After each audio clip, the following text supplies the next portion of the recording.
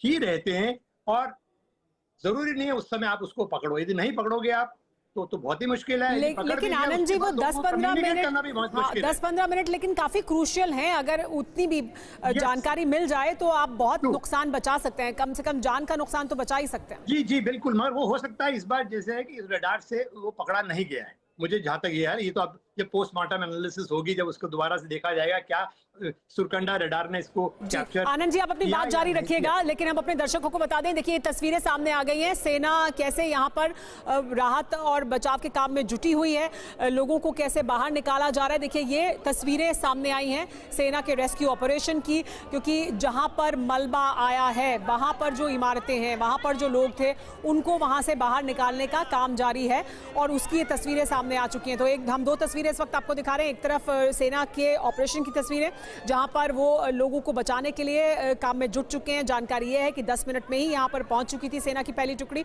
और लोगों को बचाने का काम शुरू कर दिया गया था। देखिए किस तरह से यहाँ जो मलबा है उसके बीच से लोगों को निकालने का काम जारी है। वहीं दूसरी तरफ हम आपको वो तस्वीरें भी दिखा रहे हैं उस वक्त की, तब जब ये बादल फटा उसके बाद किस तरह का यहाँ पर दृश्य था। तो किस तरह से एक पूरा होटल बह गया, घर बह गया, जो बाजार का इलाका है वहाँ पर पूरी तरह से हर तरफ मलबा दिखाई दे रहा है। तो दोनों तस्वीरें भी हम आपको दिखा रहे हैं इस वक्त जहाँ पर सेना रेस्क्यू ऑपरेशन में जुटी हुई है। हालांकि क्योंकि बारिश भी लगातार हो रही है, ऐसी जानकारी मिल रही है, तो स्थानीय लोगों को यहाँ तक, और ये देखिए ये तस्वीरें भी अब सामने आ चुकी हैं जिसमें कि हाई लेवल मीटिंग भी की जा रही है, क्योंकि मॉनिटरिंग की जा रही है कि कैसे ज़्यादा से ज़्यादा लोगों को सुरक्षित स्थान पर भी पहुंचाया जाए और यहाँ पर राहत और बचाव का काम तेज़ी से किया जाए। ये दोनों तस्वीरें, एक तरफ सेना काम में जुट चुकी है, राहत और बचाव का काम जारी है, तो वहीं दूसरी तरफ जो मीटिंग की जा रही है, हाई लेवल मीटिंग, जिसमें इस पूरे ऑपरेशन पर नजर रखी जा रही है, लोगों को किस तरह से सुरक्षित जगह पर भी पहुंचाया जाए और यहां पर लोगों तक राहत भी पहुंचाई जाए, उसको लेकर भी मीटिंग की जा रही है। मुख्यमंत्री भी पहुंच रहे हैं, ऐसी जानकारी मिल रही है, वो भी लगातार नजर बनाए हुए हैं इस पूरे घटनाक्रम पर। लेकिन आनंद जी, जो आप बता रहे हैं, हम ये तस्वीरें देख रहे हैं, ये जो पूरा इलाका है, कि क्या ये ज्यादा प्रोन है क्लाउड बर्स्ट की घटनाओं को लेकर? जी, पहले भी इस तरह की घटनाएं हो चुकी हैं, खासकर उत्तरकाशी जिले के अंदर, और बिल्कुल मानसून सीजन में तो मतलब ये मान के चलिए इस तरह की घटना हो सकती है। और चूंकि ये बहुत छोटे से क्षेत्र में, क्लाउड बस्ट का मतलब ही ये है कि बहुत भारी बारिश का होना, यानी कि 10 सेंटीमीटर बारिश 1 घंटे में और एक छोटे से स्थान पर, तो नेचुरली वो उसको पिन पॉइंट करना मुश्किल तो होता है, डेफिनेटली। तो पहले भी हो चुकी है इस तरह की घटना, आज भी हो रही है और आगे भी होंगी, मगर लेसन यही है हमें सीखना, इसका पूर्वानुमान हो भी सकता है और ना भी होगा क्योंकि मुश्किल है। तो ऐसे में सिर्फ जो हम कर सकते हैं यही है कि नदी नाले गदेरों के आसपास मकान, रिजॉर्ट, होम स्टे इत्यादि ना बनाएं। जो पहले गांव वालों की और जो पुराने ट्रेडिशनल लोग थे वो हमेशा ऊंचाई वाले क्षेत्र पे रहते थे, वो कभी नदी नाले सड़क के आसपास आके नहीं रहते थे। पर अब ये पिछले 15-20 साल से जो जिस तरह का ये जो सिस्टम चला है, ये सारा गलत है।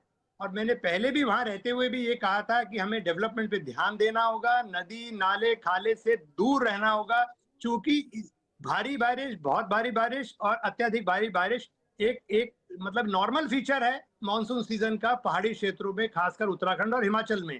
तो यदि आप ऐसे में नदी नालों में घुस के मकान बनाएंगे, स्कूल बनाएंगे, कॉलेज बनाएंगे, तो वो नुकसान होना ही है। और ये कोई इसको सुन नहीं रहा है, हम कोई लेसन नहीं सीख रहे। हर साल ये प्रक्रिया होती है, नुकसान होता है, फिर रेस्क्यू होता है, बचाया जाता है, फिर दोबारा से वही चीजें रिपीट करते हैं और फिर तो रेस्क्यू हम भी, कुछ सीख नहीं रहे हैं। और ऐसे ऐसे इलाकों में रेस्क्यू ऑपरेशन भी चलाना बहुत मुश्किल होता है, जैसे बहुत कि मुश्किल है बताया जा क्योंकि रहा है। अब भारी बारिश हो रही है, जी वहां हाँ, पहुंचोगे कैसे? बारिश हो रही है बहुत तो वहां मुश्किल है, पहुंचना मुश्किल बहुत है। मुश्किल होता है। फिर पूरा आपका जो पूरा बिल्डिंग आप देख रहे हैं पूरी मलबे में धसी हुई है, तो कैसे आप रेस्क्यू करेंगे? इतना आसान नहीं है उसको रेस्क्यू करना।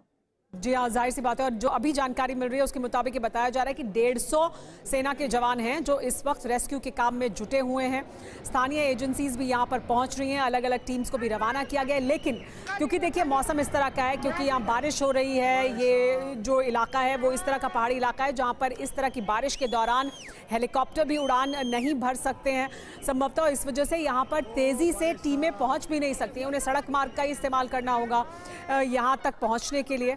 और शाम के समय के बाद जो राहत और बचाव है वो और ज़्यादा मुश्किल हो जाता है। लेकिन अच्छी बात यह है कि यहाँ पर धराली, जहाँ पर ये बादल फटा है, उसके ठीक पास में सेना मौजूद थी और सबसे पहले फर्स्ट रिस्पॉन्डर सेना की टुकड़ियां थी।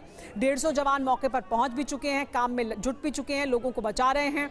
10 लोगों को बचाया भी गया, ये जानकारी मिल रही है। 150 सेना के जवान हैं जो यहाँ पर पहुंचे हैं और 150 जवानों की टीम यहाँ पर लगातार काम कर रही है, लोगों को बचाने के लिए, यहाँ से सुरक्षित स्थान पर पहुंचाने के लिए लगी हुई है। लेकिन अभी भी पूरी तरह से इसकी वजह से कितना बड़ा नुकसान हुआ है जानमाल का, इसका आकलन नहीं किया जा सका है, क्योंकि इस वक्त प्राथमिकता यही है कि तेजी से लोगों को यहाँ से सुरक्षित जगह पर ले जाया जा सके। यहाँ पर धराली में